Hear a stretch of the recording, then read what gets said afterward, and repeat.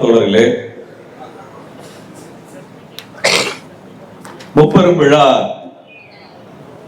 என்று 3 மிகப்பெரிய ஆளுமைகளை அவர்களது இணையற்ற செயல்பாடுகளை அடையாளப்படுத்தும் விதமாக தமிழ் தேசிய கூட்டணி நடத்துகின்ற இந்த நிகழ்விலே பங்கெடுத்த அனைத்து ஆளுமைகளுக்கும் நான் சார்ந்திருக்கக்கூடிய மேற்பதனாளி இயக்கத்தின் சார்பாக வணக்கங்களையும், இங்கே பெருந்தொழிலாக திரண்டிருக்கக்கூடிய தோழர்களுக்கு எனது வாழ்த்துக்களையும் தெரிவித்துக் கொண்டு நேரத்தின் அருமை கருதி என்னை பொறுத்தருளுமாறு வேண்டி உரையை துவக்குகின்றேன். தமிழ் தேசிய கூட்டணி என்று ஏன் தொடங்க வேண்டி வந்தது என்றால், தமிழ் தேசியத்திற்கு ஆபத்து அதிகமாகிக் கொண்டே போகின்ற காரணத்தினால் தமிழ் தேசிய கூட்டணியை நாங்கள் வெளிப்படையாக அறிவிக்க வேண்டியிருக்கிறது. என்றால் இங்கே தமிழ் தேசியம் என்பதை ஒரு ஓட்டு அரசியலுக்குள்ளாக கொண்டு போய் நிறுத்தி, அந்த ஓட்டு அரசியலிலிருந்து அவரவர் தேவைக்கு ஏற்றவாறு தங்களது சுயநலத்திற்காக, தங்களது தேவைகளுக்காக மடைமாற்றுகின்ற ஒரு வேலை நடந்து கொண்டே இருப்பதை இதற்கு மேலும் பொறுக்க முடியாது என்கின்ற காரணத்தினால் நாங்கள் தமிழ் தேசிய கூட்டணி என்று அறிவித்திருக்கின்றோம். அதான் காரணம். தமிழ் தேசியம் என்று மேடைக்கு மேடை பேசுவதெல்லாம் தமிழ் தேசியமாக மாறிவிடாது. தமிழ் தேசியத்திற்கென்று சில கோட்பாடுகள் இருக்கின்றன. அந்த கோட்பாடுகளுக்காக உயிர் விட்டவர்கள் இருக்கிறார்கள். அந்த கோட்பாடுகளை உயர்த்தி பிடித்து சிறைக்கு சென்றவர்கள் இருக்கிறார்கள். அந்த கோட்பாடு நிறைவேற வேண்டும் என்று களத்தில் நின்று சுயநலம் இல்லாமல் போராடி கொண்டிருப்பவர்கள் இன்றும் உயிரோடு இருக்கிறார்கள். அப்படிப்பட்ட ஒரு உன்னதமான அரசியலை அடையாளப்படுத்த வேண்டும் என்கின்ற நோக்கத்திற்காக நாங்கள் எங்கள் மௌனம் கலைத்து தமிழ் தேசிய கூட்டணி என்கின்ற இந்த கூட்டணியை உருவாக்கினோம். தமிழ் தேசியம் என்பது என்ன, திராவிடம் என்பது என்ன என்று ஒரு பெரிய விவாதத்தை தமிழ்நாட்டிற்குள்ளாக உருவாக்கிவிட்டார்கள். மிக தெளிவாக 2009க்கு பின்னாடியான ஒரு நெருக்கடியான மனச்சூழல் தமிழினத்திற்கு இருக்கக்கூடிய மிகப்பெரிய ஒரு மன நெருக்கடி உருவான காலகட்டம் 2009. அப்படிப்பட்ட ஒரு மன நெருக்கடி அதற்கு முன்பு எந்த காலகட்டத்தில் நமக்கு கிடையாது. நாம் மிகப்பெரிய நெருக்கடியை எல்லாம் நாங்கள் எதிர்கொண்டதில்லை. அப்படி 2009 உருவான அந்த மனநிலையை பயன்படுத்திக் கொண்டு அன்றைக்கு கோபத்தோடு திரண்டெழுந்த தமிழின இளைஞர்களை எல்லாம் திராவிடத்திற்கு எதிராக கொண்டு போய் நிறுத்தி தமிழ்நாட்டிற்குள்ளாக ஒரு பிளவு அரசியலை செய்திருக்கிறார். தமிழ் தேசியத்தையும் விளக்கி சொல்லவில்லை, திராவிடத்தின் பங்களிப்பையும் சொல்லவில்லை. இங்க பிரச்சனை அதுதான். தமிழ் தேசியம் என்றால் என்னவென்று பேசவே இல்லை. நான் ஐயா மணியரசனிலிருந்து சொல்லுகின்றேன். அவராக இருந்தாலும் சரி, நாம் தமிழர் கட்சியினுடைய தலைவர் சீமானாக இருந்தாலும் சரி, இரண்டாம் அவருக்கு அது நாம் தமிழ் தேசியம் என்றால் என்னவென்று தெரியாது. அவருக்கு தமிழ் தேசியத்தை பத்தி எதுவுமே தெரியாத ஒரு நபர். என்றால் திராவிடம் என்றால் என்னன்னு தெரியாமலே 10 வருஷம் மேடையில பேசினவர் அவர். பெரியார் என்ன சொன்னார் என்பதை வாசிக்காமலேயே 10-15 வருடமாக நான் ஒரு பெரியாரிய பேரன் என்று மேடையில பேசியவர். அவருக்கு தேவை மேடையும் மைக்கும் தான். அந்த மேடைக்கு ஏற்றவாறு அவர் அரசியலை பேசிக் கொண்டிருக்கக்கூடிய சூழல் இருந்தது. 2009க்கு பின்னால் தமிழ்நாட்டில் இருந்த நெருக்கடி என்ன, நம்மளுக்கான நெருக்கடி என்னவாக இருந்தது? ஈழப்படுகொலை நடக்கும் என்று நாம் நினைவில் பார்க்கவில்லை, நினைத்து கூட பார்க்கவில்லை. விடுதலை புலிகள் அழிவார்கள் என்று நாம் சட்டம் கனவில் கூட யோசிக்கவில்லை. ஒரு மிகப்பெரிய அழிவு நம் கண் முன்னால் நடந்தது. நான் எனது மாணவ பருவத்திலிருந்து ஈழ அரசியலுக்காக இயன்ற பொழுதெல்லாம் எங்களது குரலை எழுப்பி இருக்கின்றோம். மாணவர் காலத்திலிருந்து 91 நாங்கள் பார்த்த, எனது தலைமுறை பார்த்த அந்த அரசியல் 2009 உச்சகட்டத்தில் ஒரு நெருக்கடியை சந்திக்குது. யாரும் எதிர்பாராத ஒரு அதிர்ச்சிகரமான ஒரு அரசியல் முடிவாக 2009 அந்த போர் ஒரு முடிவை தருகிறது. தமிழ்நாட்டில் இருக்க நம்மளுக்கு எல்லாம் இருக்கக்கூடிய மிகப்பெரிய அதிர்ச்சி என்னன்னா, ஈழத்திலிருந்து கூப்பிடும் தூரத்தில் இருக்கக்கூடிய நம்மால் எதுவும் செய்ய முடியவில்லை என்று. அப்படிப்பட்ட ஒரு மோசமான ஒரு சூழலிலே அன்றைக்கு குரல் தமிழ்நாட்டில் மிக தெளிவாக எழுந்தது. அன்றைய தமிழ் தேசிய தோழர்கள் களத்தில் நின்று சொன்னார்கள், பெரியாரிய தோழர்கள் களத்தில் நின்று சொன்னார்கள், இந்திய அரசு ஈழத் தமிழர்களை பாதுகாக்க இயலாமல் நம்மை தடுத்துக் கொண்டிருக்கிறது என்று சொன்னார்கள். 2008 2009 காலகட்டத்தில் தூத்துக்குடியில் இருக்கக்கூடிய வழக்கறிஞர்கள் படகை எடுத்துக்கொண்டு நாங்கள் கடல் கடக்கிறோம் என்று சென்றார்கள். கடல் எல்லையிலே அவர்களை கைது செய்தார்கள். தமிழ்நாட்டில் நடந்த பல்வேறு போராட்டங்கள் முடக்கப்பட்டன. அன்றைக்கு திமுக நம்மை எல்லாம் காப்பாற்றும் என்று நினைத்தோம். அங்கு மிகப்பெரிய ஒரு மனித சங்கிலி எல்லாம் நடந்தது. அண்ணா சிலையில் ஆரம்பித்து செங்கல்பட்டு வரை மிகப்பெரிய மனித சங்கிலி, எல்லோரும் பங்கெடுத்தோம். அவர்களை மிரட்டினார்கள். அந்த கட்சி பின்வாங்கியது. 2009 ஜனவரி 2ஆம் தேதி அல்லது 3ஆம் தேதி என்று நினைக்கின்றேன். அன்றைக்கு கலைஞர் ஒரு தீர்மானத்தை போட்டார். ஐயகோ தமிழினம் அழிகிறது என்று ஒரு தீர்மானத்தை போட்டார். ஏதோ நடந்துவிடும், ஏதேனும் நடந்துவிடும் என்று நினைத்தோம். ஆனால் அனைத்து போராட்டங்களும் ஒடுக்கப்பட்டுக் கொண்டே வந்த சமயத்தில் தான் சென்னை அண்ணா சாலையில ஒரு தமிழ் தேசிய இயக்கத்தை சார்ந்த ஐயா ஒருவர் இந்திய கொடியை எரித்தார். அதுதான் முதல் அளவிலே ஒரு மிகப்பெரிய ஒரு பார்வையை எல்லோருக்கும் கொடுத்தது. எதற்காக இந்திய கொடி ஒருவர் எரிக்கிறார் என்று. அவர் பெயர் நாத்திகன் கேசவன் என்று நினைக்கிறேன். நாத்திகன் கேசவன் அவர் தான் எரித்தார். தியாகு அவருடைய இயக்கத்தில் இருந்தவர். இந்தியாவை இந்த படுகொலை போரில அதனுடைய பங்களிப்பிற்காக கண்டிக்கிறேன் என்று முழங்கிக் கொண்டு எரித்தார். செங்கல்பட்டில மாணவர்கள் உண்ணாவிரத போராட்டத்தை நடத்தி கொண்டிருந்தார். அப்பொழுதுதான் முத்துக்குமார் தன் உடலுக்கு தீ வைத்து முழங்கினார். இந்த போரில் யாரெல்லாம் பங்கு பெற்றிருக்கார் என்று ஒரு பெரும் பட்டியலை எழுதினார். பெரும் பட்டியல். அதில் திமுக குற்றம் சாட்டி இருந்தார். ஆனால் உலகளாவிய அளவில் என்ன சிக்கல்கள் எல்லாம் நடக்கிறது என்று விரிவாக எழுதியிருந்தார் முத்துக்குமார். அதன் மூலமாக அரசியலுக்கு வந்தவர்கள் நாங்கள். அதுவரை அந்த அரசியலை கவனித்திருக்கின்றோம். அந்த அரசியலுக்காக பங்கு பெற்றிருக்கின்றோம். எங்கெல்லாம் போராட்டம் நடந்திருக்கிறோம், போராட்டத்தில் சென்று நின்று இருக்கின்றோம். ஆனால் முத்துக்குமாரினுடைய இழப்பிற்கு பிறகு அமைப்பாக திரள வேண்டும் என்று முடிவெடுத்து திரண்ட வேண்டும். அப்படி தமிழ்நாட்டிலே 2009 அந்த ஜனவரியினுடைய இறுதி வாரத்தில் முத்துக்குமார் தீக்குளிக்கிறார். அவர் புரட்சிகர இயக்கத்தை சார்ந்தவர், தமிழ் தேசிய இயக்கத்தை சார்ந்தவர். அதற்கு பிறகு 2 நாட்களில் பள்ளப்பட்டி ரவி தீக்குளிக்கின்றார். அதற்கடுத்த நாளிலே வட சென்னையிலே அமரேசன் தீக்குளிக்கின்றார். அமரேசன் திமுக காரர். அதற்கு பிறகு சீர்காழியிலே சீர்காழி ரவிச்சந்திரன் தீக்குளிக்கின்றார். அவர் காங்கிரஸ் கட்சிக்காரர். வாணியம்பாடியிலே சீனிவாசன் தீக்குளிக்கிறார். அவர் தேமுதிக கட்சிக்காரர். கடலூர் ஆனந்த் தீக்குளிக்கிறார். அவர் விடுதலை சிறுத்தைகள் கட்சியை சார்ந்தவர். அனைத்து கட்சியை சார்ந்தவர்களும் அன்றைக்கு தீக்குளித்தார்கள். யாரை எதிர்த்து என்ற கேள்வி ரொம்ப முக்கியம். இன்றைக்கு நாம் தமிழர் கட்சியில் இருக்கக்கூடிய இளைஞர்களுக்கு நான் அந்த வரலாறு சொல்ல வேண்டியிருக்கிறது. நாங்கள் மிக கவலையோடு நாங்கள் உங்களை பார்க்கின்றோம். அந்த போராட்டங்களுக்கு நின்றிருக்கின்றோம். பல கட்சிகளை சார்ந்தவர்கள் தங்கள் கட்சிகளின் நிலைப்பாடுகளை எல்லாம் கடந்து அல்லது தங்கள் கட்சி ஈழத்திற்கு ஆதரவாக இருக்கின்ற காரணத்தினால் அதற்கு ஆதரவு தெரிவித்து வலுப்படுத்தி தங்கள் மேனிக்கு தீ வைத்து இறந்தார்கள். கிட்டத்தட்ட 3 மாதத்திற்குள்ளாக 18 பேர் தீக்குளித்தார்கள். 3 மாதத்திற்குள்ளாக 2 நாளைக்கு ஒருவர் தீக்குளிக்கின்ற விகிதத்தில் தமிழ்நாட்டில் தீக்குளித்தார்கள். யாரை எதிர்த்து தீக்குளித்தார்கள்? இந்திய அரசை எதிர்த்து தீக்குளித்தார்கள். அன்றைக்கு இந்திய அரசினுடைய கப்பல் படையும் விமானப்படையும் உளவுப்படையும் முழுமையாக இலங்கை அரசுக்கு துணை செய்தது. அதை எதிர்த்து கேட்கின்ற திராணி திமுகவுக்கு இல்லை என்கின்ற கோபம் எங்களுக்கு இருந்தது. ஆனால் போரை நடத்தியது இந்திய அரசு. இந்திய அரசு தானே போரை நடத்தியது. அன்றைக்கு 2009 களத்தில் இருந்த அத்தனை பேரும் இந்திய அரசு செய்கின்ற இந்த அட்டூழியத்தை எதிர்த்து தானே போராட்டம் நடத்தினோம். பெரியார் திராவிட கழகத்தினுடைய தோழர் இங்கே குமரன் இருக்கின்றார். இந்திய ராணுவத்தினுடைய பங்களிப்பை தடுத்து நிறுத்த வேண்டும் என்று சொல்லி கிட்டத்தட்ட 72 ராணுவ வாகனங்களை 1000 தாங்கிய ராணுவ வாகனங்களை கோவையின் எல்லையில மறித்து நின்றார் தோழர் கோவை ராமகிருஷ்ணன் அவர்கள். திராவிட இயக்கத்தை சார்ந்தவர், பெரியார் இயக்கத்தை சார்ந்தவர். அன்றைய போராட்டத்தில் மதிமுக கலந்து கொண்டது, புரட்சிகர இளைஞர் முன்னணி கலந்து கொண்டது, கட்சி சார்பற்ற எண்ணற்றோர் கலந்து கொண்டார்கள். இப்படி நடந்த ஒரு போராட்டம் 2009 இனப்படுகொலை நடக்கிறது. நடந்து முடிந்த பிறகு இருக்கக்கூடிய ஆற்றாமை, இந்திய அரசு நம்மை வஞ்சித்து விட்டது என்கின்ற கோபம் எல்லோருக்கும் இருக்கு. அவ இந்திய அரசை கேள்வி கேட்க வேண்டும்.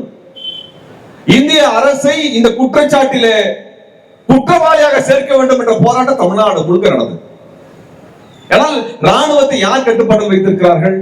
கப்பல் படை யார் கட்டுப்பாட்டில் வைத்திருக்கிறார்கள்? உளவு படை யாருடைய கட்டுப்பாட்டில் இயங்குகிறது? அன்றைக்கு தஞ்சையில் இருக்கக்கூடிய இந்த ராணுவ விமான தளத்தை முற்றுகை என்ற போராட்டம் நடந்தது. ஐயா மணியரசன் அதை செய்தார். பல்வேறு தமிழ் தேசிய இயக்கங்களை முன்னெடுத்தது. காரணம், தஞ்சை விமான நிலையத்திலிருந்து அங்கே உதவிக்கு விமானங்கள் சென்றன என்ற செய்தி வந்த காரணத்தினால். இதையெல்லாம் யார் செய்தார்கள்? இந்திய அரசு செய்தது. இதை எதிர்த்து நிற்பதற்கு திமுக தயாராக இல்லை அல்லது இயலவில்லை. இன்றைக்கு மோடி என்ன செய்கிறாரோ, ஒரு மாநில கட்சிகளை, ஒரு மாநில ஆட்சிக்கு என்ன நெருக்கடி கொடுக்கிறாரோ, அன்றைக்கு அதை காங்கிரஸ் செய்தது. மாநில கட்சிகளை முடக்கியது. அதை எதிர்த்து நின்று மக்கள் போராட்டத்துக்கு தலைமை தாங்க வேண்டிய பொறுப்பை திமுக மேற்கொள்ளவில்லை, கலைஞர் மேற்கொள்ளவில்லை என்கின்ற கோபம், ஏமாற்றம் எல்லோருக்கும் இருந்தது. அப்ப தமிழ்நாட்டிலே ஒரு மாற்று அரசியல், ஒரு புரட்சிகரமான ஒரு அரசியல், தேர்தல் களத்தையும் கையாளக்கூடிய அரசியல் தேவை என்று எல்லோரும் உணர்ந்தார்கள். அப்படியாகத்தான் இங்கே ஒரு அமைப்பு திரட்சி வர ஆரம்பித்தது. எல்லாரும் போராட்ட காலத்தில் இருந்தவங்க எல்லாம் இனப்படுகொலைக்கு பிறகு அந்த சோர்வான காலகட்டத்தில் நாம் அடுத்து ஏதேனும் ஒன்று நகர்த்த வேண்டும் என்று உருவாக்கக்கூடிய ஒரு இயக்கத்திலே பிரச்சாரகராக வரக்கூடிய ஒரு இடத்தில் இருந்தவர் நாம் தமிழர்களுடைய கட்சியிலே இருந்த சீமான் ஒட்டுமொத்தமாக தனது கட்சி, அந்த கட்சியினுடைய ஏகபோக அதிபராக மாறியது அந்த கட்சியினுடைய பலவீனம். அன்றைக்கு இருந்த பெரியாரிய தலைமைகள், அதை ஊக்குவித்த தலைமைகள் கண்டித்திருக்க வேண்டும். அதை செய்ய தவறினார்கள். 1.5 வருட காலகட்டத்திற்குள்ளாக அந்த கட்சியை வளர்வதற்காக எல்லா இடத்திலும் ஓடித்திருந்தவர்கள் பெரியாரிய தோழர்கள், திராவிட இயக்க தோழர்கள். ஆனால் 1.5 வருட காலத்திற்குள்ளாக திராவிட எதிர்ப்பு நிலைப்பாட்டை எடுத்து வெளியிலே அவர் அறிவித்து வந்து நிற்கிறார். 2009 அதிமுகவிற்கு ஆதரவு, 2011 அதிமுகவிற்கு ஆதரவு, 2014 அதிமுகவிற்கு ஆதரவு என்று தொடர்ச்சியாக ஒரு கட்சி சார்பாக ஒட்டுமொத்த இளைஞர் கூட்டத்தை கொண்டு போய் நிறுத்துகிறார். தமிழ் தேசிய போராட்ட எழுச்சி 2009க்கு பிறகு வருகிறது. தமிழ் தேசியம் என்ன கேட்கிறது? தமிழர்களுக்கு என்று ஒரு இறையாண்மை இருக்கிறது, எங்களுக்கு என்று ஒரு கோரிக்கை இருக்கிறது. நமக்கு கோரிக்கை இல்லையா? நமக்கு என்று விருப்பம் கிடையாதா? நமக்கு என்று நலன் கிடையாதா? நமக்கு என்று அரசியல் பார்வை கிடையாதா? இலங்கை குறித்து நமக்கு அரசியல் பார்வை கிடையாதா? சிங்களத்தை குறித்து நமக்கு அரசியல் பார்வை கிடையாதா? 20 பேரை இழந்திருக்கின்றோம் 3 மாத காலகட்டத்திற்குள்ளாக. வீதிகளிலே, தமிழ்நாட்டின் வீதிகளிலே தீக்கு தனது உடலை கொடுத்து அந்த ஈகையான மக்களினுடைய குரல் என்ன? இந்திய அரசு செய்த துரோகம். அதை எதிர்த்து கேள்வி கேட்க வேண்டும் என்ற கோபத்தோடு கிளம்பிய இளைஞர்களை எல்லாம் என்ன பண்ணாரு? என்ன செஞ்சாரு? இங்க திராவிடம் என்கின்ற பெயரில் தெலுங்கர்கள் வந்து இதையெல்லாம் செய்து விட்டார்கள் என்று பசப்பினார்கள். பச்சை துரோகத்தை சீமான் செய்தார். பச்சை துரோகம். ஏன் எங்களை போன்ற திமுகவிற்கு எதிர்த்து இன்றைக்கு வரைக்கும் இருக்கக்கூடிய எங்களை போன்றவர்களை எல்லாம் தனது மேடையில ஏற்ற மாட்டேங்கிறார்? காரணம் என்ன? காரணம் என்ன? அவர் முகத்துல கிழிந்து விடும், கிழிந்து தொங்க விட்டுரும். 2009 ரெட்டலைக்கு ஓட்டு, 2011 ரெட்டலைக்கு ஓட்டு, 2014 ரெட்டலைக்கு ஓட்டு. எந்த இடத்திலும் நாங்கள் இரட்டலைக்கு ஓட்டு கேட்டு போய் வீதியில் நிக்கல. அன்னைக்கு காங்கிரசுக்கு எதிராக, திமுக எதிராக வீதியில் நின்றோம். அதற்கு பிறகு பாஜக எதிராக நின்றோம். பாஜகவோட அதிமுக கைகோர்க்குது என்று பாஜகவுக்கும் அதிமுக எதிராக நின்றோம். என்றைக்கும் வேறொரு கட்சிக்காக, திமுகவிற்காக, அதிமுகவிற்காக வீதியில் வந்து நிற்கவில்லை. நாங்கள் வீதியில் நின்றோமா? நேர்மையான அரசியலுக்கு சொந்தக்காரர்கள் நாங்கள். அப்ப இந்த நேர்மையான ஒரு அரசியல் திரட்சி இந்திய அரசு குற்றவாளியாக, யாரையெல்லாம் குற்றவாளியாக, அன்றைக்கு இருந்த மன்மோகன் சிங் அரசியல் பங்கெடுத்த அனைவரும் குற்றவாளிகள். ப. சிதம்பரம் உள்ளிட்டவர்கள் குற்றவாளிகள். அவர்கள் சர்வதேச நீதிமன்றத்தை நிறுத்த வேண்டும் என்கின்ற போராட்டத்தை எடுத்த தோழர்களை எல்லாம் சிதறடித்து அவர்கள் மீது அவதூறுகளை பரப்பி, அவர்களை எல்லாம் தெலுங்கர்கள், திராவிடர்கள் எல்லாம் தெலுங்கர்கள், அவர்கள் எல்லாம் தமிழர்களுக்கு எதிரானவர்கள் என்றெல்லாம் பொய் பசப்பரை பேசி அந்த போராட்ட திரட்சியை முடித்து கட்டியவர், ஒழித்து கட்டியவர் சீமான். 15 வருஷம் கழிச்சு பேச வேண்டிய தேவை எனக்கு இருக்கிறது. காரணம், இத்தனை ஆண்டுகள், கிட்டத்தட்ட 2016 வரை நாங்கள் பல்வேறு முயற்சிகள் எடுத்தோம். பல்வேறு கூட்டமைப்புகளை உருவாக்குவதற்கான முயற்சிகள் எடுத்தோம். திமுகவிற்கு மாற்றாக, அதிமுகவிற்கு மாற்றாக ஒரு தேர்தல் கூட்டமைப்பை உருவாக்க வேண்டும் என்று பல முறை பேசினோம். இல்லை என்று சீமானவர் சொல்லுங்க பார்ப்போம். அது யோகி. இன்றைக்கு ரஜினிகாந்த் போய் நிக்கிறீங்களே, வெக்கமா இல்ல? இந்த வார்த்தை எத்தனை தடவை கேட்கிறது? இந்த வெக்கமா இல்லைங்கிற ஒரு வார்த்தையை சீமானுக்காக எழுதி வைக்க வேண்டியிருக்கு. காஷ்மீருக்கு ஆதரவு, கமலஹாசன் கட்சி ஆரம்பிச்சா போய் கை கோர்க்கிறது, ரஜினிகாந்த் போய் கை பிடிச்சிட்டு இருக்கிறது. இப்ப சீமான் வந்து விஜய் வந்தாரு எனக்கு தம்பி ஆவார்ன்றது, அவர் திராவிடன் சொன்ன எனக்கு எதிரின்னு சொல்லிடுறது. திராவிடன் என்று சொல்லிட்டாங்கன்னா அவ்வளவு கோபத்துல பத்திரிகையாளர் சந்திப்புல கோபமா வெடிப்பது. திராவிடன் என்று சொன்னால் கோபமா வெடிக்கக்கூடிய சீமான், சங்கி என்று சொன்னால் சிரித்து புன்னகையோடு அவருக்கு அர்த்தத்தை கொடுக்கின்றார். உங்கள் மூஞ்சியை நீங்களே காமிச்சதற்கு நான் நன்றி தெரிவிக்கின்றேன். இத்தனை ஆண்டுகளில் அயோக்கியத்தனமா இல்ல, அயோக்கியத்தனமா இல்ல. இந்துத்துவ அமைப்பு தமிழை ஏற்கவில்லை, தமிழ்நாட்டை ஏற்கவில்லை, தமிழர்களை ஏற்கவில்லை, விடுதலை புலிகளை ஏற்கவில்லை, பிரபாகரனை காப்பாற்ற முன்வரவில்லை, ஈழத்திற்காக எதுவும் செய்யவில்லை, சிங்களத்தோடு கைகோர்த்து இருக்கக்கூடிய சங்கிகளை, அதற்கு எனது நண்பன் என்று சொல்லக்கூடிய ஒருவரை வீழ்த்துவதுதான் தமிழ் தேசியத்தினுடைய முதல் படியாக இருக்க வேண்டும். பச்சை துரோகி, பச்சை துரோகி சீமான், உனக்கு எதிராக எங்கள் படை நிற்கும் சொல்றோம். நாங்க திமுக நிக்கிறோம். நாங்க போய் இங்க திமுக ஜெயிச்ச உடனே ஐயா ஸ்டாலின் சொல்லி மாலை போட்டு போய் நிக்கல கைகட்டி. ஜெயலலிதா அம்மையார் போய் கைகட்டி நாங்க நிக்கல. இந்த அரசியல் நாங்க இல்ல. யாரா இருந்தாலும் துணிஞ்சு நிப்போம். இந்த கூட்டம் நடத்துறது கூட அனுமதி நேரத்துக்கு வரைக்கும் நின்னோம். உங்க கட்சி மாதிரி நீங்க பேசுறதுக்கு எல்லாம் அனுமதி கொடுக்கக்கூடிய இடத்துல எங்களுக்கு கிடையாது. ஆனால் போராடி பெற்றோம், போராடி கொண்டிருக்கிறோம். நாங்கள் நிற்போம், நாங்கள் வெல்வோம். எச்சரிக்கை விடுகின்றேன் சீமான். இந்த 15 ஆண்டுல இந்த இளைஞனை எல்லாம் சிதைத்து சீரழித்து அவனது பொருளாதாரத்தை சுரண்டி, அவனது உணர்வை சுரண்டி, அவனது அரசியலை சுரண்டி, மடை மாற்றி உண்மை மேடை ஏற்றி அரசியலுக்கு அழைத்து வந்த பெரியாரிஸ்டுகளை எல்லாம் கொச்சைப்படுத்தி இழிவுபடுத்தி, பெரியாரை இழிவுபடுத்தி இத்தனையும் செய்துவிட்டு சீரழிவு அரசியலை செய்துவிட்டு ரஜினியோடு கைகோர்த்து இருக்கக்கூடிய சீமான் அரசியலை ஒழித்து கட்டுகின்ற வேலையை செய்வார். ஏனென்றால் திமுகவிற்கு எதிரான சரியான மாற்று அரசியலை செய்யணும்னா இந்த மாதிரி புல்லுருவிகளை புதுங்கி வெளியே வீசினா மட்டும்தான் செய்ய முடியும். எங்களுக்கு திமுகவுக்கு மாற்று தேவை. ஆனா அந்த இடத்தில் சீமான் கிடையாது. சீமானுக்கு முதுகெலும்பும் கிடையாது, துணிச்சலும் கிடையாது. நிக்க சொல்லுங்க பார்ப்போம். எத்தனை வழக்குகளை வாங்கி கொண்டு நிற்கின்றோம்? எத்தனை வழக்குகள்? வாயை திறந்தா பொய், வாயை திறந்தா பொய். இப்படிப்பட்ட ஒரு அரசியல் தமிழ்நாட்டில் திரண்டெழுந்த ஒரு தமிழ் தேசிய அரசியல். அந்த தமிழ் தேசிய அரசியலை சிதைச்சிட்டு வந்த இளைஞர்களை எல்லாம் அவனிடத்துல பொய்யா கதையை பேசி எந்தவித கருத்தும் அவனுக்கு என்னன்னா, நான் கேட்கிறேன், KM ஷெரீப் தோழருடைய கட்சி தோழர்கள் இங்க இருக்கிறாங்க, விடுதலை தமிழ் புலி கட்சியோட தோழர்கள் இருக்கிறார்கள், ஐயா தனியரசனுடைய தோழர்கள், விடுதலை சிறுத்தைகளுடைய தோழர்கள், தோழர் SR பாண்டியனுடைய இயக்கத்தை சார்ந்த தோழர்கள், நாகேந்திரன் கட்சியை சார்ந்த தோழர்கள், இத்தனை பேரும் இங்க இருக்கிறோம். இத்தனை தலைவர்கள் மேடையில் இருக்கிறோம். எங்க யாருக்கும் ஒருவருடைய தொண்டர்களை இன்னொரு பறித்துக் கொண்டு சென்று விடுவார் என்கின்ற எந்த அச்சமும் எங்களுக்கு கிடையாது.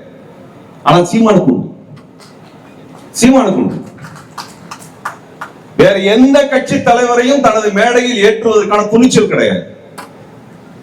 வேற யாரும் அந்த மாதிரி துணிச்சலே கிடையாது. எங்களுக்கு எந்த அச்சமும் கிடையாது. ஏனால் எங்கள் கருத்துக்கள் தெளிவானவை, எங்கள் கருத்துக்கள் தெளிவானவை. அதை விட எங்கள் அரசியல் அதை விட முற்போக்கானது. நாங்கள் களத்துல வீதியில மக்களோடு இருக்கின்றோம். வெறும் வாய்ஸோட அரசியல் செய்யவில்லை. கோட்டை பட்டணத்துல மீனவன் செத்தான், இலங்கை படை கொன்னுது.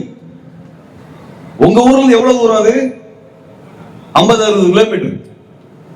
நெய்தல் படை கட்டுவேன், கொய்தல் படை கட்டுவேன் பேசின சீமான் அங்க கிடையாது.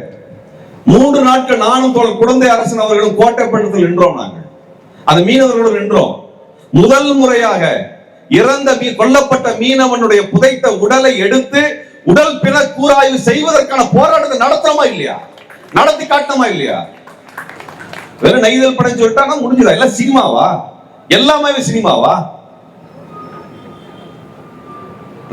நாம் தமிழர் இருக்கக்கூடிய அதில் இன்னைக்கு நிறைய பேர் கோபப்பட்டு வெளியே போகக்கூடியவர்களை பார்க்கின்றேன். அந்த இளைஞர்களை பார்த்து நான் பரிதாபப்படுகின்றேன். அதோட பரிதாபம் என்னன்னா, நீங்கள் அந்த அந்த கட்சியில ஏமாந்தது மட்டும் நான் பரிதாபமா பார்க்கல. வெளியில வந்ததுக்கு அப்புறம் எங்க போகிறது தெரியாம இருக்கீங்க பாத்தீங்களா? அதான் அந்த பரிதாபம். அந்த நபர் உங்களுக்கு செய்த மிகப்பெரிய சீரழிவு கட்சிக்குள் வைத்தது அல்ல.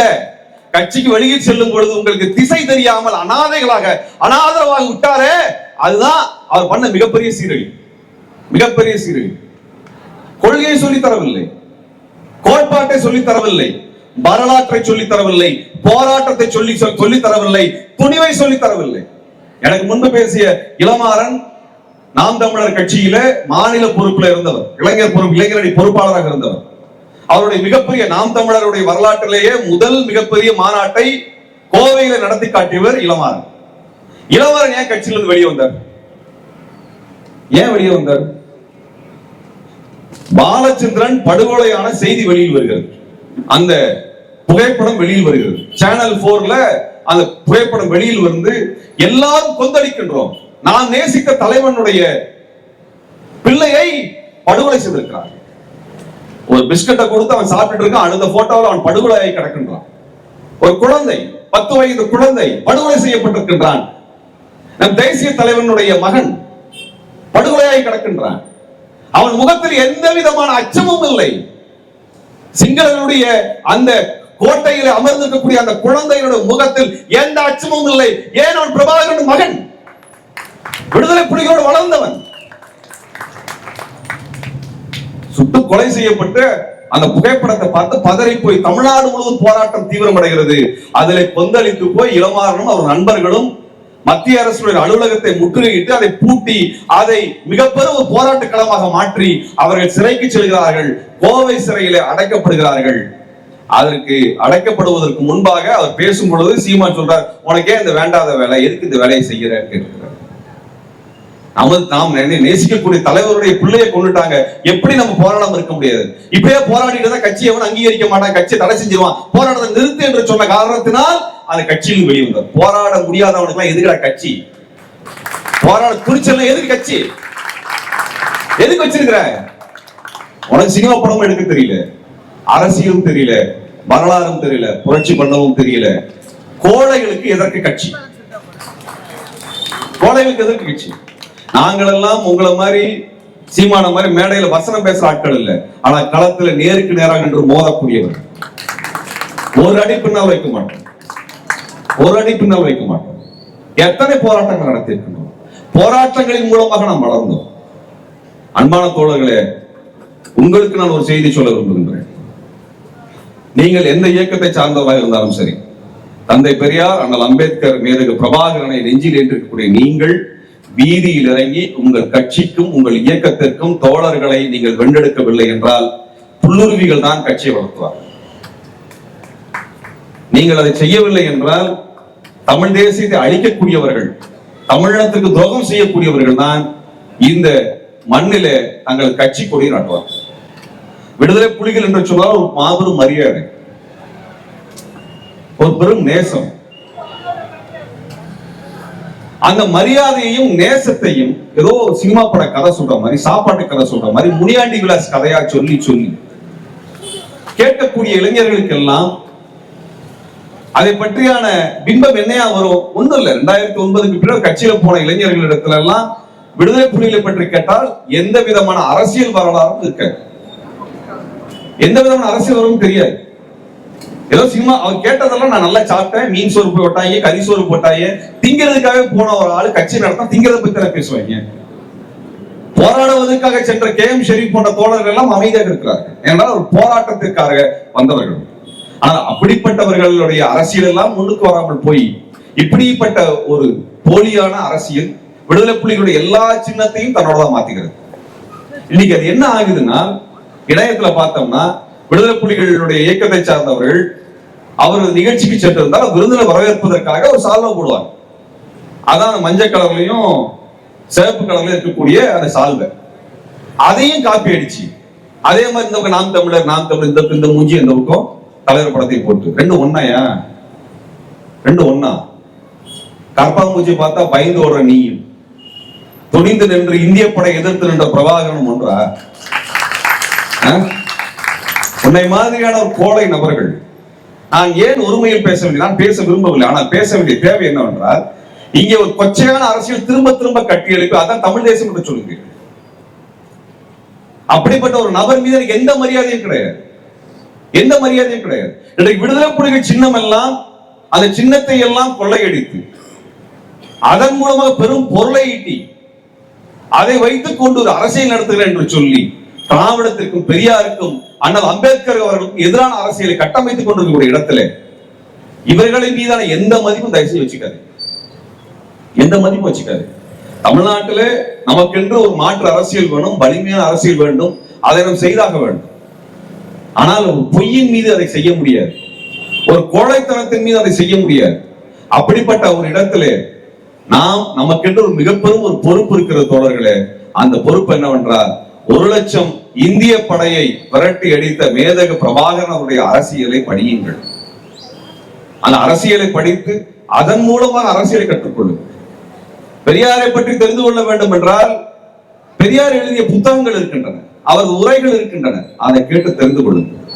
அண்ணல் அம்பேத்கர் அவர்களுடைய உரைகளை தேடி எடுத்து படித்து வாசித்து அதில் கற்றுக்கொள்ளுங்கள். இதுல இருந்துதான் அரசியல் பிறக்கும், இதுல இருந்து அரசியல் பிறக்கும். இங்க இருக்கிற இயக்கங்களுக்கு ஒரு மிகப்பெரிய பொறுப்பு இருக்கிறது.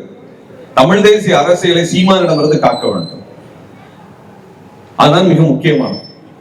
இங்க தமிழ் தேசிய கூட்டணி என்று நாங்கள் உருவாக்கியதற்கு காரணம், தமிழ்நாட்டிற்குள்ளாக ஒரு தமிழ் தேசியம் என்பது தமிழரசன் போன்றவர்கள், தோழர் தமிழரசன், புலவர் கலியபெருமாள் போன்றவர்கள், பாவலர் பெருஞ்சித்திரனார் போன்றவர்கள் தங்கள் இன்னுயிரை கொடுத்து மிகப்பெரிய ஈகத்தை செய்து அவர்கள் இந்த தேசிய அரசியலை கட்டி எழுப்பியிருக்கிறார்கள். அந்த அரசியலை கொச்சைப்படுத்துகின்ற விதமாக, இழிவுபடுத்துகின்ற விதமாக நடத்தப்படக்கூடிய அரசியலை நாம் வீழ்த்தியாக வேண்டியிருக்கிறோம்.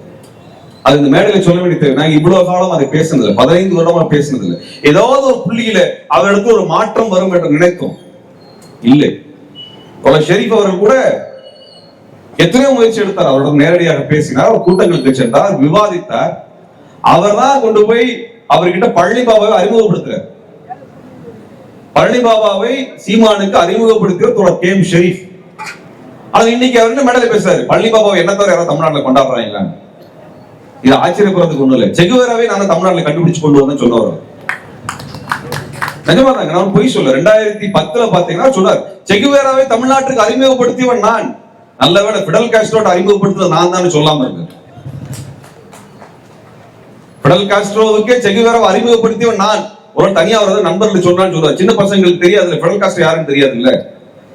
அவர் நம்ம தம்பி தான்ப்பா, அவரும் இங்கதான்ப்பா இருக்கிற, சண்டை போட்டாரு, நல்ல பெரிய தாடி வச்சிருப்பாரு. அந்த தம்பிட்டு அப்பவே சொன்னேன், தாடிக்கு நல்ல எண்ணெய் எல்லாம் போட்டு ஷாம்பு எல்லாம் போட்டு அதெல்லாம் நல்லபடியா வச்சுக்கணும்னு சொன்னேன். தம்பிட்டு நல்ல சாப்பாடு போடுவாப்புல அப்படின்னு பிடல் காஸ்ட்ரோ பத்தி ஒரு சொல்லி வச்சிருக்கலாம். அப்படிப்பட்ட ஒரு இழிவான ஒரு அரசியல் நடந்துகிட்டே இருக்கு. இதையெல்லாம் நம்பி விசிலடிக்கக்கூடிய தம்பிகள் அங்க இருக்கிற, அவர்களைத்தான் பாதுகாக்க வேண்டும், அவர்களைத்தான் பாதுகாக்கணும். அந்த இளைஞர்கள் தமிழ்நாட்டிற்கு தேவை. அவர்கள் தான் இந்த இனத்தின் மீது, தமிழர்கள் மீது ஒரு இனப்பற்றோடு, இவர்களுக்கு ஒரு அரசியல் தேவை, அதிகாரம் தேவை என்று வந்த இளைஞர்கள் அவர் பின்னால் போய் நிற்கிறார்கள். அவர்களுக்கு எதுவுமே தெரியல, ஏன்னா எந்த கூட்டத்துக்கும் போறது இல்லையே. எந்த கட்சி கூட்டத்துக்காவது போனாதான அவருக்கு உண்மையான அரசியல் என்னன்னு பசங்களுக்கு தெரியும். அப்படி எந்த கூட்டத்துக்கும் போறது இல்லை. ஏன்னா எல்லாத்துக்கிட்டும் என்ன சொல்லியிருப்பாங்க, குழந்தை அரசன் ஒரு தெலுங்க, திருமுருகன் ஒரு தெலுங்க, ஷெரீப் அவர் என்ன சொன்னாருன்னு தெரியாது. இப்படி ஒவ்வொருத்தரை பத்தியும் ஒன்ன மண்டைகளை போட்டு வச்சிருப்பானுங்க. அவன் அதுக்கப்புறம் எதுவுமே கேட்க மாட்டான், எதுவுமே யோசிக்க மாட்டான். அந்த இளைஞன் கடைசியில சீமானை பத்தியான ஒரு பிம்பம் என்னன்னு உண்மை தெரிந்தது பிறகு எல்லாருமே தப்பா இருக்கிறாங்க அப்படிங்கிற விரக்தி மனநிலையில் தான் வெளியேறுகின்றார். அவர் மரியாதை நிமித்தமாக சீமான் யாரை சந்திக்கிறாரு? மரியாதை நிமித்தமாக வானதியை சந்திப்பார், மரியாதை நிமித்தமாக பொன்னாரை சந்திப்பார், மரியாதை நிமித்தமாக ரஜினிகாந்தை சந்திப்பார். ஆனால் மரியாதை நிமித்தமாக என்றைக்கும் தமிழினத்துக்காக போராடக்கூடிய எவரையும் சந்தித்தது என்னைக்கா சந்திச்ச போட்டோ வந்து பாத்திருக்கீங்களா? தமிழ்நாட்டில் போராடக்கூடிய எவரையாவது மரியாதை நிமித்தமாக சந்தித்திருக்கிறாரா? அது எப்படி சாத்தியமாகும்? தமிழ்நாட்டில் திமுக மாற்று அரசியல் கொண்டு வரும் சொல்லக்கூடியவர்கள், இங்க மண்ணுக்காக போராடக்கூடிய பல்வேறு இயக்க தலைவர்கள் இருக்கிறார்கள். அங்க அணுகுலை போராட்டத்தை நடத்திய உதயகுமார் இருக்கிறாரு, ஸ்டெர்லைட் போராட்டத்தை நடத்திய பாத்திமா இருக்கிறாங்க. இப்படி தமிழ்நாட்டில் பல்வேறு போராட்ட காலத்தில் இருந்த யாரோடாவது அவர் உறவு வைத்திருக்காரா? யாரையாவது மேடையில் ஏற்றிருக்கிறாரா? இந்த குடங்குளம் போராட்டத்தில் முகிலன், இப்படி யாரையாவது சாதி எதிர்ப்பு போராட்ட காலத்தில் நின்றவர்கள், சுற்றுச்சூழலுக்காக போராடியவர்கள், இப்படி யாரையுமே மேடையில் ஏற்றியதில்லை. இதுல கொடுமை என்னன்னா, நம்மாழ்வார் அவர்களை தமிழர்களை தெலுங்கர் என்று சொல்லி அந்த கட்சி பரப்புரை செஞ்சது அவர் உயிரோடு இருக்கிறப்ப. ஏன்னா அவர் நீத்த எதிர்ப்பு போராட்டத்தை கட்டி நடத்திட்டு இருந்தார். அந்த போராட்டத்தில் போய் சேர மாட்டார், அதெல்லாம் சேர மாட்டார். நம்மாழ்வார் இறந்த உடனே இவர்தான் ஒரு விவசாயி என்பதை போல நம்மாழ்வார் படத்தை எல்லா இடத்தையும் வச்சுட்டு இருக்கிறார். நம்மாழ்வாருக்கும் உங்களுக்கு என்ன தொடர்பு? எங்க கண் முன்னால் நடந்த வரலாறு. ஊடக நண்பர்களுடைய நிகழ்ச்சியில நம்மாழ்வார் வருவார், பேசுவார். பல்வேறு விவசாய சங்கங்களுடைய நிகழ்ச்சியில அவர் பேசியிருக்கின்றார். போராட்ட காலத்தில் எல்லாரும் ஒருங்கிணைத்திருக்கின்றார். குழந்தை அரசன் உள்ளிட்டவர்கள் எல்லாம் அவருடன் நின்றிருக்கிறார்கள். அவர்களே படம் போடுறதில்லை. ஏன்னா அடுத்தவங்களுடைய உழைப்பை தின்று வாழக்கூடாது என்கின்ற நேர்மையான எண்ணம் இந்த தலைவர்களுக்கு இருக்கிறது. ஆனா எல்லாத்தையும் திருடுறது, கேட்கறது யாரும் இல்லை. இல்ல நம்மாழ்வார் குடும்பத்திலிருந்து யாராவது போய் கேட்கணும், உமக்கும் நம்மாழ்வாருக்கு என்னையா சம்பந்தம்? திடீர்னு அவர் விவசாயம் மாறிட்டார். எல்லா வகையிலும் இந்த இளைஞர்களை மடைமாற்றி காயடித்து சிதறடித்து, நான் அவர்களிடத்தில் ஒரு வேண்டுகோள் வைக்கிறேன். உங்களுக்கு உண்மையாலுமே தமிழ்நாட்டிலே ஒரு மாற்று அரசியலை கட்ட வேண்டும் என்றால் அது மாற்று இயக்கங்களாக கடந்த 40-50 ஆண்டுகளாக களத்தில் போராடி கொண்டிருக்கிற இயக்கங்களோடு கைகோர்த்து தான் நீங்க உருவாக்க முடியும். அப்படி கைகோர்க்கவில்லை என்றால் ஒன்று நீங்கள் போராட்டத்தை நடத்த வேண்டும். அப்படி உங்களுக்கு போராட்டத்தை நடத்துவதற்கு துணிவோடு ஒரு தலைவன் இருந்தால் அதை செய்யுங்க. உங்க தலைவன்னா துணிச்சல் இல்லாதவராக இருக்கிறாரு. போராடுவதற்கான எந்த துணிச்சலும் இல்லாத ஒரு தலைவரை வைத்துக் கொண்டு எப்படி ஒரு போராட்ட அமைப்பை கட்டுவீர்கள்? எப்படி இங்க இருக்கக்கூடிய திமுக அதிமுக என்கிற மாபெரும் ஜாம்பவான்களுக்கு எதிராக எப்படி கட்சி உருவாக்க முடியும்? எப்படி சாத்தியமாக முடியும்? கேளுங்க அவங்க கிட்ட. இது ரெண்டு பெரிய கட்சிகள். இதுல என்னன்னா எல்லாரையுமே வந்து நீங்க திமுக கைக்கூலியில் எழுதுவாங்க. ஒரு வருடத்துக்கு கிட்டத்தட்ட 150 200 கூட்டங்கள் போராட்டங்களில் பங்கெடுக்கக்கூடியவர்கள் நாங்கள். எத்தனை போராட்டங்கள் இங்க ஆளும் கட்சிக்கு எதிராக நடந்து கொண்டிருக்கிறது அவருக்கு தெரியாது. ஒரு வாரத்துக்கு 3-4 கூட்டங்களிலே இந்த அரசு செய்யக்கூடிய தவறுகளை கண்டித்து போராட்ட காலத்தில் இருக்கின்றோம் நாங்கள். ஆனா எல்லாத்தையும் திமுக காரன் உத்தர குத்துறாங்க. அதுக்கு முன்னாடி என்ன குத்துறாங்க? தெலுங்குன்னு குத்துறாங்க. வெறும் தெலுங்குன்னு சொல்றது திமுக காரன் சொல்றது. இதைத்தான் மாத்தி மாத்தி எழுதிட்டு இருப்பாங்க. பிஜேபிக்கும் நாம் தமிழர் கட்சியினுடைய தலைமைக்கும் எந்த வேறுபாடும் இல்லாமல் ஒன்றாகத்தான் பயணித்துக் கொண்டிருக்கிறார். நான் பலமுறை சொல்லி இருக்கின்றேன். அவர் இங்க இருக்கக்கூடிய போராடக்கூடியவர்கள் எல்லாம் தெலுங்குன்னு சொல்லுவார். ஆனா பிஜேபி தலைவர் ஒருத்தரை கூட தெலுங்குன்னு சொல்ல மாட்டாங்க. ஒருத்தரை கூட சொன்னது பெரியார தெலுங்குன்னு சொல்லுவார். அந்த கட்சியில இருந்து இங்க போராடக்கூடிய அனைவருமே தமிழர் அல்ல தமிழர் என்று சொல்லுவார். அப்புறம் பிஜேபி இருக்கக்கூடிய வானதி தமிழரா, தமிழிசை தமிழரா, அமர் பிரசாத் ரெட்டி தமிழரா, அர்ஜுன் சம்பத் தமிழரா? சொல்லுங்க, வாய் திறந்து சொல்ல சொல்லணும்ல, சொல்ல மாட்டார். அவருக்கு பிஜேபி எதிரல்ல. அன்பான தோழர்களே, வீட்டுக்குள்ளாக இருக்கக்கூடிய சகோதரர்கள் நம்மளுக்கு வந்து மூத்த சகோதரர் நம்மளுக்கு சண்டை இருக்குது, சண்டை போட்டுட்டு இருக்கோம். அந்த சமயத்துல வீட்டுக்குள்ள ஒரு நல்ல பாம்பு வந்துருச்சுன்னா, ஒரு கட்டுவிரியன் வந்துருச்சுன்னா, அந்த கட்டுவிரியை நம்ம சகோதரனை கடிச்சு செத்ததுக்கு அப்புறம் நம்ம வந்து வீடு நம்மளுக்கு தான் வந்துருச்சு நினைக்கிறோம். எவ்வளவு முட்டாளோ அதுபோல நமக்கும் திமுகவுக்கும் முரண்பாடு இருக்குதுன்னா, அந்த முரண்பாடு இருக்கக்கூடிய சமயத்தில் நல்ல பாம்பாக பாரதிய ஜனதா கட்சி உள்ள வருகிறது என்றால் நம்ம முரண்பாட்டை முதலில் ஒதுக்கி வைத்து விட்டு நல்ல பாம்பை அடித்தாக வேண்டும், கட்டுவிரலை விரட்டியாக வேண்டும். அதான் செய்யணும். விடுதலை சிறுத்தைகளோ மதிமுகவோ கம்யூனிஸ்ட் கட்சிகளோ அல்லது இதர அமைப்புகளோ அவர்கள் திமுக கூட்டணிக்கு ஆதரவாக போனார்ன்ற காரணம் என்னவென்றால் 2014 போகல, 16 போகல, 11 போகல, 2009 போகல. அவர்கள் ஏன் 2019 21 போனார்கள் என்றால் பாஜக மோடி என்கின்ற ஒரு வடநாட்டான் இங்க கொடி நட்டு கொண்டிருக்கிறார். ஒரு மார்வாடி சேட்டு தமிழ்நாட்டை கொள்ளையடிக்கணும் வர்றான். அப்படிப்பட்ட ஒருவன் தமிழ்நாட்டிற்கு நிதி கொடுக்க கூடாது, தமிழ்நாட்டுக்கு சட்டங்களை நிறைவேற்ற அதிகாரத்தை கொடுக்க கூடாது, தமிழ்நாட்டிலே ஆளுநரை வைத்து திருவள்ளுவர் உள்ளிட்டவர்கள் எல்லாம் சீரழிக்க வேண்டும், அவர்களை எல்லாம் கொச்சைப்படுத்த வேண்டும், தமிழ் மொழி இழிவுபடுத்த வேண்டும் என்று டெல்லியில ஒரு கட்சியை வச்சு அதன் மூலமாக தமிழ்நாட்டை இழிவுபடுத்தி கொண்டிருக்கிறான்னா யார்ப்பா நம்மளுக்கு முதல் எதிரி? யார் எதிரி? பிஜேபி தான் எதிரி. ஆனா அவர் மேடையில மட்டும் பிஜேபி எதிராக பேசுவார், மோடிக்கு எதிராக பேசுவார், சிரிச்சிட்டு போயிடுவார். ஆனா ஒரு போராட்டத்தை கட்டியது கிடையாது. ஒரு இடத்தை கூட பாரதிய ஜனதா கட்சிக்கு எதிராகவோ RSS எதிராகவோ போராட்டத்தை கட்டியது கிடையாது. நீங்க எந்த கேள்வி கேட்டாலும் திமுக கட்டியான்னு கேட்பாங்க.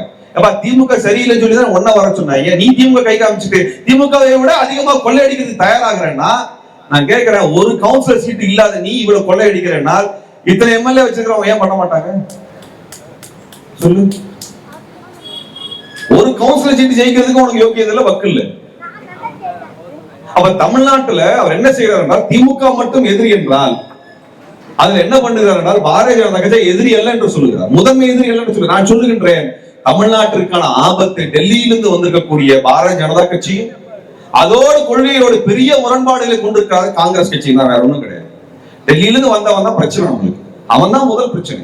தமிழ்நாட்டில் இத்தனை சீரழிவு வந்திருக்கிறது என்றால் டெல்லிக்காரன் கொடுத்த நெருக்கடி தானே, இங்கே அவன் கொண்டு வந்த சட்டங்கள் தானே, அவன் பறிக்கக்கூடிய திட்டங்கள் தானே. இங்க எந்த சட்டத்தையும் எந்த திட்டத்தையும் கொண்டு வர முடிகிறது? ஒண்ணுமே பண்ண முடியல நம்மளால. அப்ப அதை கேள்வி கேட்காமல் நம்மளுக்கு அதிமுகவோட முரண்பாடு இருக்கிறது, திமுக முரண்பாடு இருக்கிறது, அவர்களுக்கு மாற்றாக நம்ம வேற உருவாக்க வேண்டும் என்பதிலே நம்மளுக்கு வேறுபட்ட கருத்து கிடையாது. ஆனால் வீடு இருந்தா தானே ஓடு பார்க்க முடியும் என்று அண்ணா சொன்னார். வீடு இருந்தா தானே ஓடு பார்க்க முடியும். வீட்டை இடிச்சுட்டா என்ன பண்ணுவேன்? இன்றைக்கு தமிழ்நாட்டை பாரதிய ஜனதா கட்சியிடம் விட்டு கொடுத்து விட்டால் என்ன செய்வது? என்ன செய்வது? எடப்பாடியார் என்ன செஞ்சாரு? எல்லா இடத்திலும் இந்துத்துவ ஆட்களை கொண்டு வந்து ஆட்சியிலே அல்லது அதிகாரத்திலே அமர்த்துகின்ற வேலையை RSS செய்த போது அதெல்லாம் அனுமதித்தார். நாம் ஏன் எடப்பாடி அவருடைய ஆட்சியை எதிர்த்தோம் சொல்லுப்போம். மேற்பதவி இயக்கத்தில் பார்த்து சொல்றேன். நாங்கள் மாநில கட்சிகளுக்கு எதிராக நாங்கள் போராட்டத்தை கூர்ந்திட்டவில்லை.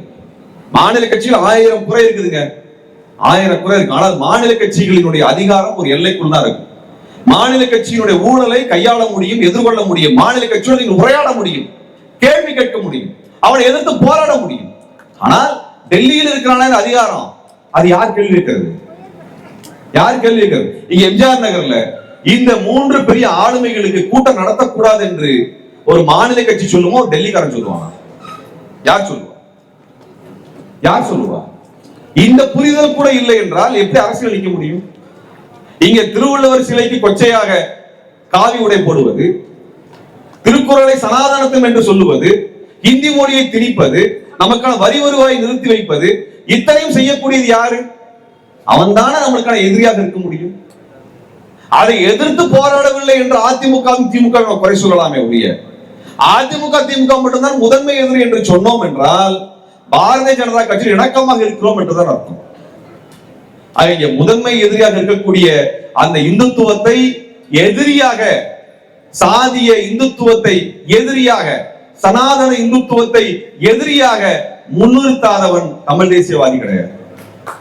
தமிழ் தேசியவாதி கிடையாது. எழுதி வைத்துக் கொள்ளுங்க. சாதிய குடி என்று சொல்லி ஒருவன் ஏமாற்றுகிறான் என்றால் அவன் தமிழ் தேசியவாதி கிடையாது. குடி என்றால் பழங்குடிக்கு தான் குடி என்ற பெயரை சொல்லுவார்கள். ஏனென்றால் பழங்குடிகளுக்கு தான் தனி சொத்து கிடையாது. பணக்காரன் ஏழை பணக்காரன் கிடையாது.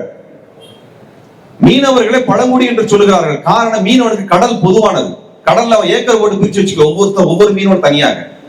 காடுல வசிக்கக்கூடிய பழங்குடிகளை குடிகள் என்று சொல்லுகிறோம். என்றால் காடு பொதுவானது, காடு பொதுவானது, அதனால குடி என்று சொல்லுகிறோம். அவனை சாதி என்று சொல்லுவதில்லை.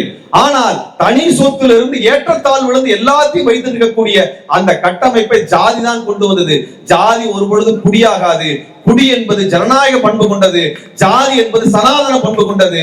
அந்த ஜாதியை எவனாவது குடி என்று சொன்னால் அவன் சாதி வெறியன், அவன் சாதி வெறியன், அவன் சாதி வெறியன் என்று சொல்லி சாதி ஒழிக்கக்கூடிய தமிழ் தேசியத்தை தான் தமிழரசன் உயர்த்தி பிடித்தார்.